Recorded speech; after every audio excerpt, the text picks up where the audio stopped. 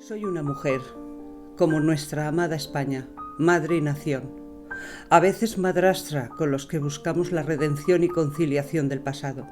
Sus pueblos, aldeas, ciudades, rotas por el dolor, causado por fracticidas y asesinos que hoy todavía alzan la voz para seguir expoliando, asesinando y esconder sus crímenes bajo una bandera falsa, donde caben terroristas blanqueados. España se desgarra poco a poco, como cuando un cuchillo atraviesa un corazón.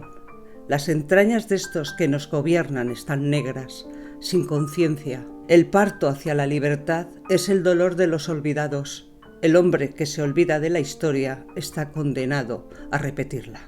Lo que vamos a relatar es solo la punta del iceberg, porque habrá más vídeos. Desde aquí denunciamos y condenamos la mayor masacre indiscriminada contra inocentes en toda la historia de España, a los que lo silenciaron, ocultaron y eliminaron de la memoria, tanto de propios como de adversarios.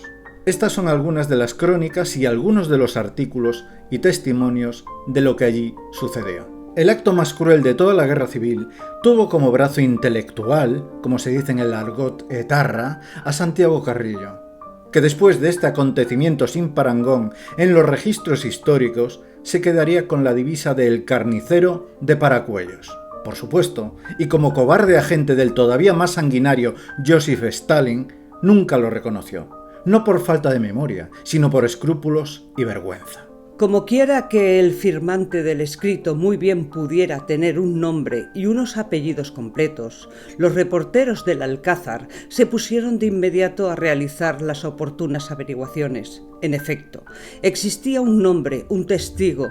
En este reportaje, Julián, el estudiante, narra los detalles de aquella exterminación en masa. El muchacho de los recados, de las checas de Madrid, acompañó al dirigente comunista a alguna de sus actividades. Este es su relato. Delante de nosotros mataron a un jesuita aquella mañana, cuenta Juliana el Alcázar. Entraron en el colegio cierta cantidad de milicianos y milicianas, quienes, delante de nosotros, mataron a un jesuita que nos daba clase de química en aquel momento. Mi abuelo me sacó del internado y quiso que viviera con ellos en Cuatro Caminos, en la calle de Jaén, pero la guerra había sido declarada y todo estaba en ruinas. Los adoquines de la calle Bravo Murillo estaban levantando sirviendo de parapetos para que los frentes no entraran. Por las noches no había luz y yo escuchaba el tiroteo mientras me dirigía al metro de Alvarado, donde dormí varios años. Mi familia no podía proporcionarme alimentación porque escaseaba. Me enteré por mis amigos, que también dormían en el metro, que en la checa del Marqués de Cubas daban carne de búfalo. Me presenté allí, le dije al miliciano que estaba en la puerta que tenía hambre. Recuerdo que aquel miliciano me pareció demasiado joven. Vestía un mono azul y un gorro con orla. Tenía puesto un correaje con una bayoneta. Llevaba un mosquetón. Me preguntó que si pertenecía a los pioneros. Yo no sé lo que es eso, le respondí. «Pasa dentro, pionero», me dijo. Al rato trajeron un plato de aluminio con carne de búfalo y un chusco de pan. No dejé ni las migajas. El miliciano de la puerta me prometió que si iba todos los días me darían de comer. Yo, con 14 años, pero bien desarrollado, empecé a acompañarles a donde me llevaban. Vi cómo saqueaban las casas, cómo saqueaban las remesas de, según ellos, los martirizados. «Carrillo, córtale el dedo, leche». Uno de los días, en la checa de la calle Marqués de Cubas, en la tercera habitación del pasillo de la derecha, recuerdo cómo los milicianos le pegaban a un señor que estaba atado a una silla de madera con brazos. No sabían ni quién era, ni por qué le daban guantazos en la cara, hasta partirle el labio.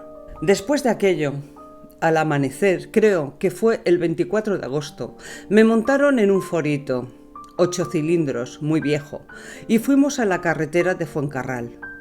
Al rato llegó un coche alargado de donde se bajaron 4 milicianos y el quinto, el jefe de las checas, que yo aún no conocía entonces, vestía un tabardo marrón y unas botas. No tendría más de 23 o 24 años. Era Santiago Carrillo. Apearon a 3 señores y una señora. Le hicieron andar sobre la cuneta unos 12 metros y sin que yo me lo esperara, sacaron las metralletas y los mataron a los 4. Carrillo, que había dado la orden de ejecución, saltó a la cuneta y me dijo: «Pionero, estudiante, ven acá». «¿Sabes quién es este?», señalando a uno de los ejecutados que estaba tendido en el suelo en un charco de sangre. «Este es el duque de Veragua, el fascista número 1 de España», añadió Carrillo mientras sacaba una pistola de abajo de tabardo, que recuerdo perfectamente del 9 largo, y disparó 3 tiros sobre el cráneo del duque, que ya estaba bien muerto. Hecho esto, Carrillo vio en la mano del cadáver una sortija con brillantes que parecía de valor, y dirigiéndose al guardia de asalto, Ramiro Roch, el Pancho le ordenó: «Quítale el anillo». El otro empezó a tirar sin conseguir que saliera. «¡Córtale el dedo, leche!», reclamó Carrillo indignado. El guardia sacó una navaja del bolsillo y destrozó la mano, hasta que consiguió sacar el anillo y se lo dio a su jefe. Recuerdo perfectamente que Santiago Carrillo, después de limpiar la sangre de la sortija, con broza que tomó del suelo, se la guardó en el bolsillo, cogiéndome por encima del hombro. Me subió en el Ford. Emprendimos viaje de regreso. Una vez en la checa de la calle Marqués de Cubas, después de un rato, salió Carrillo y le dijo al guardia de asalto: «A este pionero que no le falte de nada. Y me lo lleváis a Paracuellos para que ayude a lo que tenga que ayudar». Yo no sabía a lo que se refería Carrillo, pero como todos los días me daba de comer, andaba con el puño en alto, muy obediente.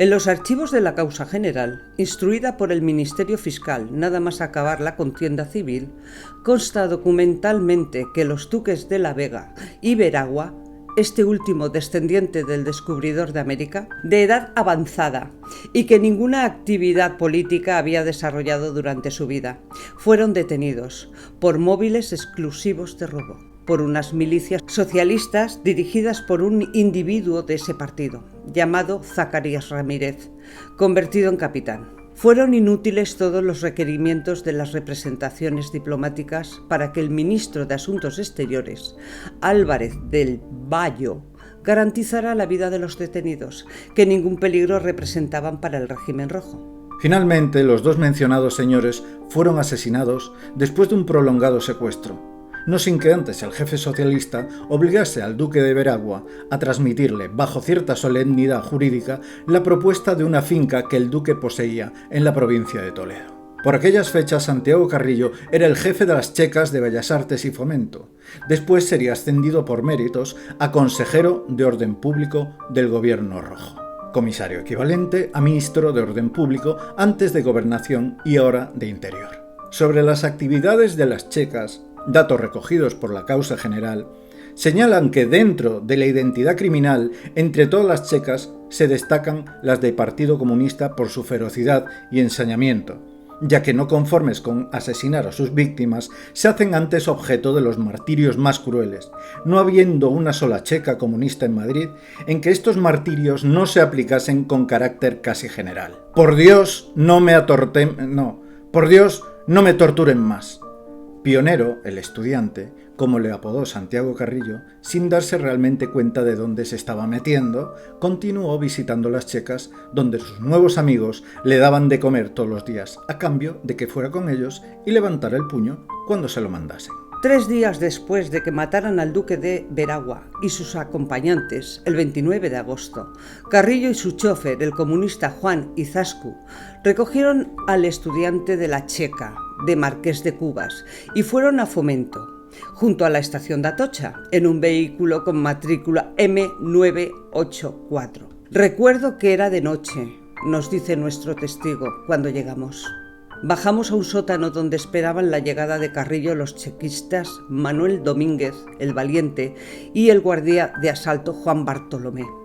Allí estaba sentada una mujer joven, de unos 30 años o más, con la ropa hecha jirones, casi desnuda, que no hacía más que llorar y suplicar que no le pegaran más. Llegó por fin al sótano Santiago Carrillo y dio al tal, el valiente, la orden de quemarle los pechos. Orden que éste cumplió utilizando un cigarro puro. La mujer suplicaba, por Dios, que el tormento cesase. Luego me dijeron que se trataba de una monja, Sor Felisa del Convento de las Maravillas, de la calle Bravo Murillo. Aquello me quedó muy grabado en la mente y no lo olvidaré jamás. He pasado muchas noches sin dormir recordando los crímenes de estos. No sé qué pasó luego con la monja. Supongo que moriría en las manos de aquellos chequistas que disfrutaban ultrajando a una religiosa. Fueron asesinadas. Acudiendo nuevamente a los datos obtenidos por las investigaciones de la causa general, encontramos que las religiosas adoratrices Sor Felisa González y Sor Pretonila Ornedo Huidrobro, que se vieron obligadas a abandonar su convento de Guadalajara y marchar disfrazadas a Madrid, a su llegada a la estación de Atocha el 13 de agosto de 1936, fueron detenidas en la checa de dicha estación y asesinadas seguidamente. Habiendo aparecido los cadáveres en un descampado de la calle Méndez Álvaro, próximo a la estación, el día 31 de agosto. Las fotografías de Sor Felisa realizadas el mencionado día 31 de agosto en el depósito judicial muestran varios impactos de bala en la cara y en el cráneo. El mismo Santiago Carrillo les empujaba hacia la fosa con el pie. A los 15 días sigue contándonos su historia Julián. Subimos a un coche de la Guardia de Asalto. Tomamos la carretera de Alcalá, Ventas, Canillejas y de ahí salimos a una carreterita muy estrecha, muy mala. Y me encontré donde ahora está Barajas. Desde allí cruzamos un camino y pasamos por un puente, el del Jarama. Llegamos a un lugar donde vi gente en corros, de lejos. Bajamos del coche y el guardia de asalto les dijo a los de allí: «Aquí os presento al pionero, el estudiante. Nos manda el jefe que lo traigamos aquí para que ayude y le deis de comer bien». Vi unas zanjas larguísimas, de unos 60 centímetros de anchas, que las abrían a pico y pala.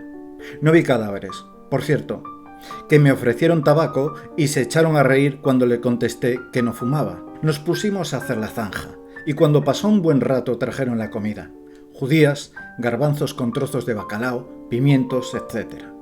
Recuerdo que después de comerme 2 buenos platos y un chusco me dieron un puñado de higos secos. Después de descansar y beber vino, seguimos trabajando en la zanja. Al caer la tarde nos trajeron a Madrid. Y a mí me dejaron en Cibeles, desde donde marché al metro de Alvarado para dormir como todas las noches. Al otro día, igual, cavando zanjas que no sabía para qué servían. Después de varios días, mientras trabajábamos, llegó una furgoneta llena de gente. Los sacaron a gritos y los pusieron a todos delante de las zanjas. Salían sin calzado, con sangre en los pies, en la cara, apenas vestidos y sin objetos de valor alguno. Sin consideración, los mataron a todos, con metralletas y fusiles.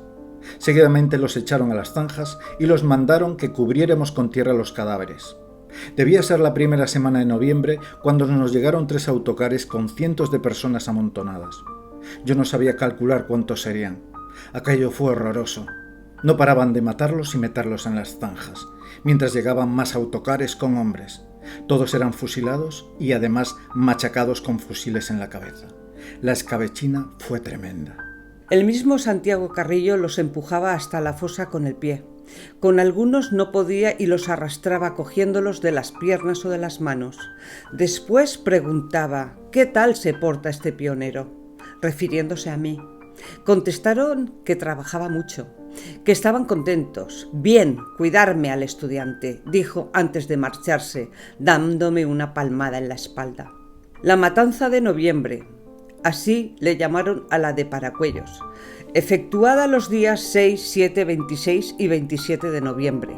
En esas fechas, la Checa de Fomento había sido disuelta, formándose Consejo de Policía, según documentos oficiales, presidido por los comunistas Santiago Carrillo y Segundo Serrano Poncela, a cuyo cargo quedó de un modo exclusivo el orden público en la capital abandonada por el Gobierno Rojo. El referido Consejo de Orden Público repartió sus miembros entre las diversas cárceles de Madrid y tras una brevísima selección, que ya había sido comenzada por el disuelto Comité de Investigación Pública, fueron extraídos de las prisiones varios millares de presos de todas las edades, profesiones y condiciones sociales, que fueron asesinados por las milicias de vigilancia improvisadas por el Gobierno Rojo en Paracuellos del Jarama, Torrejón de Ardoz y otros lugares próximos a Madrid, donde reposan los restos de estas víctimas. Las órdenes que sirvieron para realizar estas extracciones aparecen firmadas por las autoridades de orden público. Concretando más los hechos. El 6 de noviembre de 1936 se presentaron en la cárcel Modelo de Madrid policías adscritos a la Dirección General de Seguridad y milicianos de vigilancia de retaguardia, al mando del inspector general Federico Manzano Gobantes, con una orden de libertad de presos, sin indicación de nombres ni de número. En autobuses de la Sociedad Madrileña de Tranvías se llevaron a los presos que tuvieron por conveniente, sacándolos atados, y los asesinaron en las inmediaciones de Paracuellos del Jarama y Torrejón de Ardoz.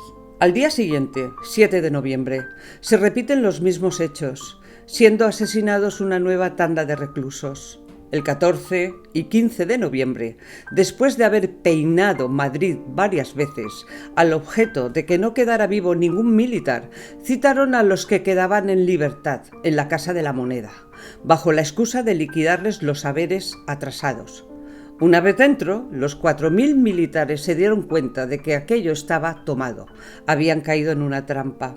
Fueron trasladados en camiones hasta la DGS, Dirección General de Seguridad, en la calle Infantas, y desde allí a las cárceles habilitadas. A los pocos días fueron llevados a Paracuellos, donde se les asesinó en masa. Esta es mi zanja, Dios mío. Julián tiene ahora 55 años, vive en un pueblecito cercano a Madrid y quiere olvidarlo todo. Lo que vio teniendo 14, 15 y 16 años lo ha revivido ahora para que los jóvenes comprendan la postura de sus abuelos cuando acuden, en estas fechas, al aniversario del genocidio de Paracuellos. El estudiante de hace 41 años nos ha acompañado una por una a todas las checas, donde estaban las checas, claro, recordando anécdotas que le ocurrían cuando llevaba desde el despacho de Carrillo en la calle Pontejos las listas de los que debían detener y asesinar. Hemos estado en la carretera de Fuencarral, buscando el lugar donde fue muerto el duque de Veragua, siguiendo las indicaciones que la memoria del estudiante le recordaban. Allí tiene que haber una granja y más adelante un cauce de agua, decía Julián. Justo por aquí. Sí, fue aquí donde nos bajamos con el Ford. Venían también los chequistas Santiago Escalona, Sagrario Ramírez y Ramiro Roch, el Pancho. Este último fue quien le cortó el dedo al duque para sacarle el anillo. Y desde aquí le dispararon. Se pone en posición de tiro. Y aquí cayó el duque de Veragua. Así, Julián cae al suelo imitando la posición que quedó del cadáver del duque antes de que Carrillo le disparara los reglamentarios tiros de gracia, de lado, sangrando por todas partes. El recorrido hasta llegar al cementerio Paracuellos del Jarama fue también relativamente fácil, recordando lugares y gentes. Al llegar al cementerio, después de santiguarse, Julián empezó a caminar como hipnotizado, recorriendo las diversas zanjas cubiertas con algunas cruces y flores. «Esta es mi zanja, Dios mío, esta es la zanja que yo hice con mis manos», exclamaba el estudiante, llorando como un niño. «Aquí hay miles y miles de asesinados. Dios mío, qué tragedia». «¿Por qué has vuelto, Carrillo?»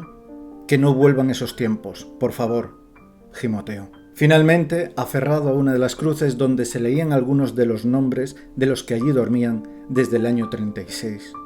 Prescritos todos los asesinatos antes relatados y miles más. Hace años prescribieron sin que haya lugar para perseguir de oficio a los presuntos culpables. Muchos de los responsables han muerto, al igual que los testigos. De los primeros, algunos aún se pasean desafiantes por los cenáculos de moda. De los segundos, como en el caso de Julián, también aún quedan quienes se manifiestan dispuestos a dar testimonio físico de aquellas atrocidades. Ricardo Rombal contaba con 15 años cuando vivió esta tragedia. Me dieron un tiro en la rodilla, otro en el estómago y el de Gracia en la boca, a pesar de lo cual pude sobrevivir. El diario ABC publicó en sus páginas interiores una entrevista con esta víctima y superviviente de la matanza de Paracuellos, iniciando con ello la publicación de una serie de testimonios y documentos sobre el genocidio. No nos mueve, afirmó ABC en su portada, el odio, sino el perdón y el olvido. Pero conviene conocer al máximo estos detalles a fin de evitar la repetición de errores en el futuro. Ricardo Rambal, abogado que contaba con 55 años en el momento de la entrevista, abraza una sencilla cruz de granito y hace un gesto para evitar la emoción. Aquí me fusilaron hace 40 años. Yo era un chaval de 15.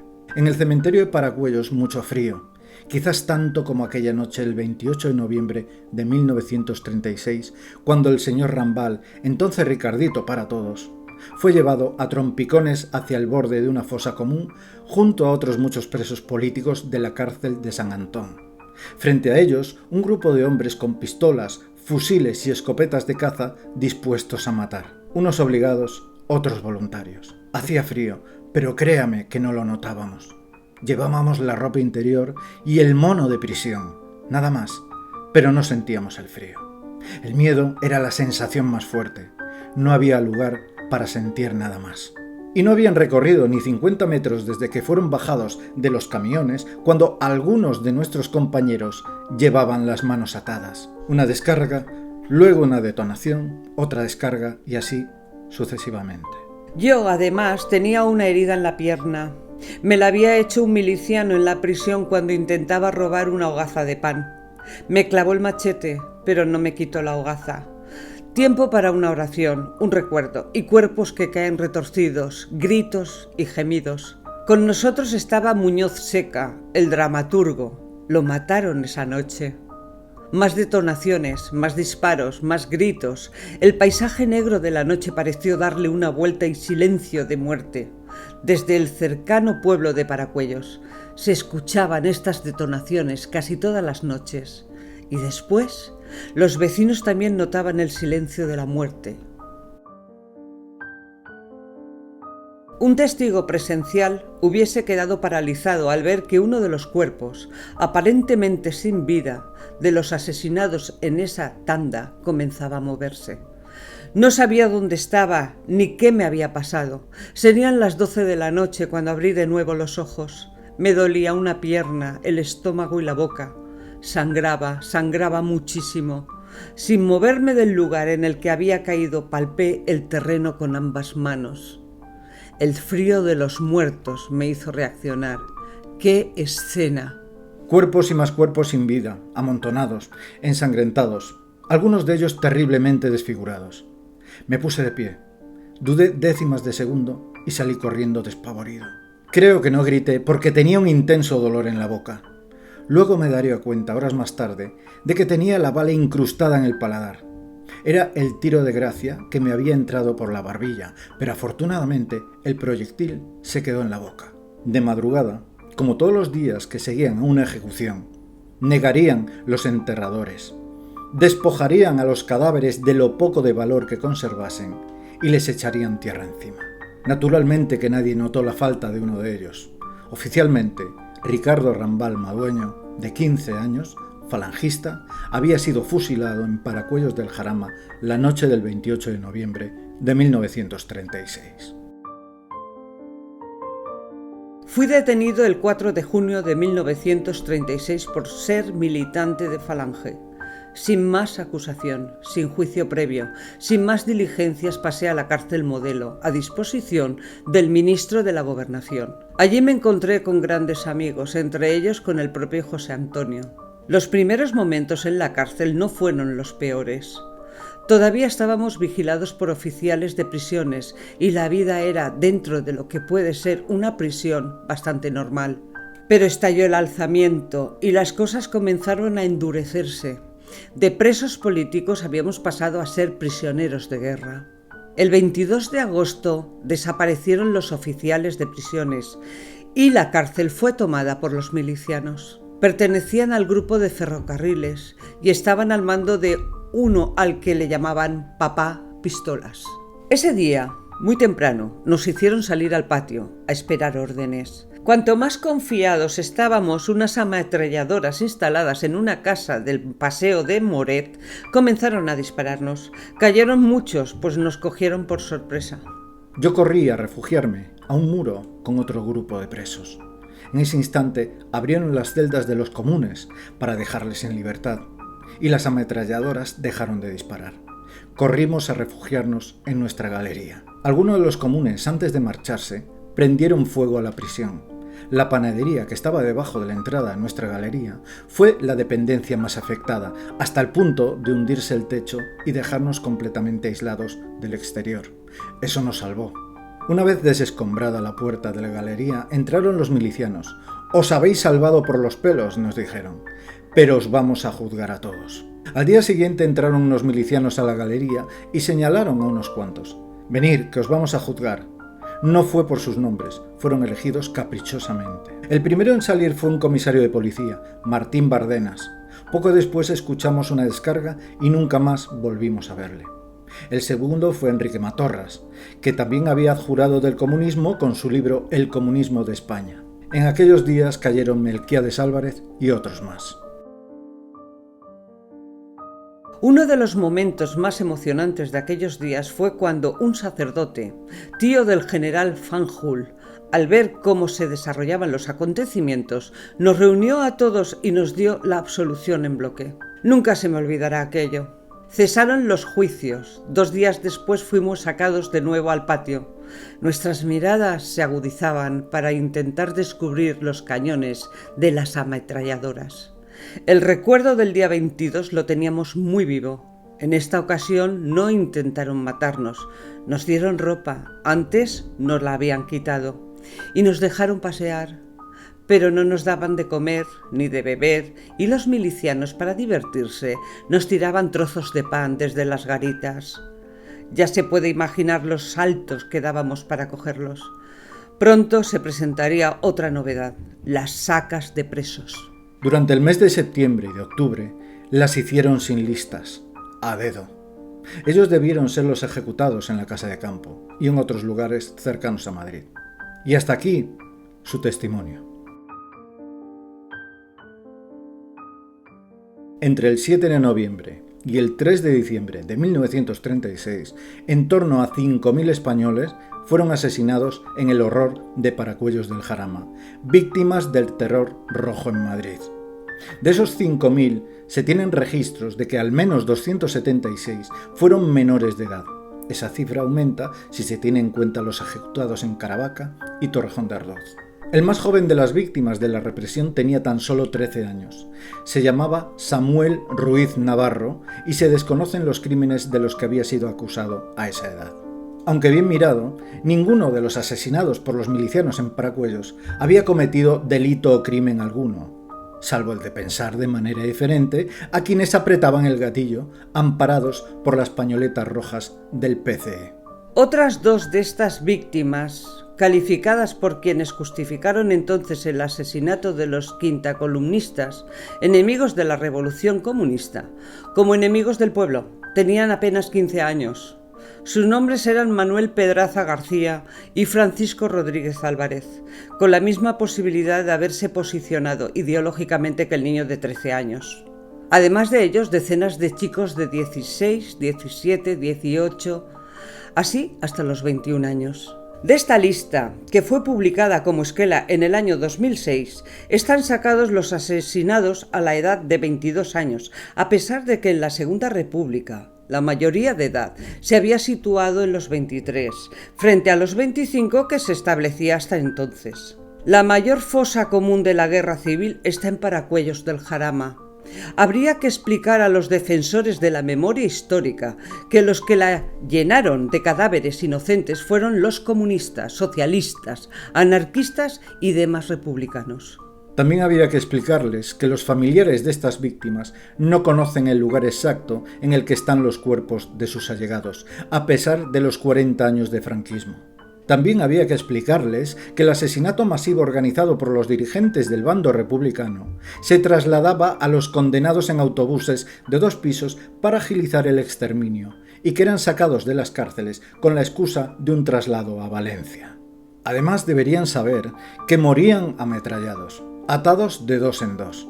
que se aprovechaba el peso de unos para arrastrar a los otros al fondo de la fosa, y que en la mayoría de los cuerpos que se han individualizado, casi 1000, no había tiro de gracia, se les dejaba morir desangrados en una lenta agonía o se les echaba tierra encima cuando todavía no estaban muertos. Quizá los defensores de la mal llamada memoria histórica deberían saber los crímenes que cometieron los que lucían las banderas tricolores de la República, que ellos usan para reclamar unos supuestos derechos que sus anhelados líderes no concedieron a miles de españoles, al menos 5.000 de ellos en Paracuellos del Jarama.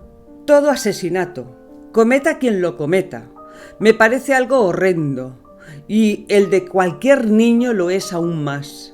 Lo más sorprendente de nuestra sociedad es que durante años me he encontrado con miserables que justifican de algún modo estos crímenes e incluso lamentan que no fuesen más los asesinados. Y hasta con gentuza de ultraizquierda que usa la matanza como amenaza con expresiones como "a por ellos como en Paracuellos". Creo que es inútil intentar razonar con quien considera legítimo asesinar a otros por sus ideas o creencias. Eso sí, me pregunto qué miserable excusa se inventarán para justificar el asesinato a tiros de niños de 13, 15, 16 o 17 años.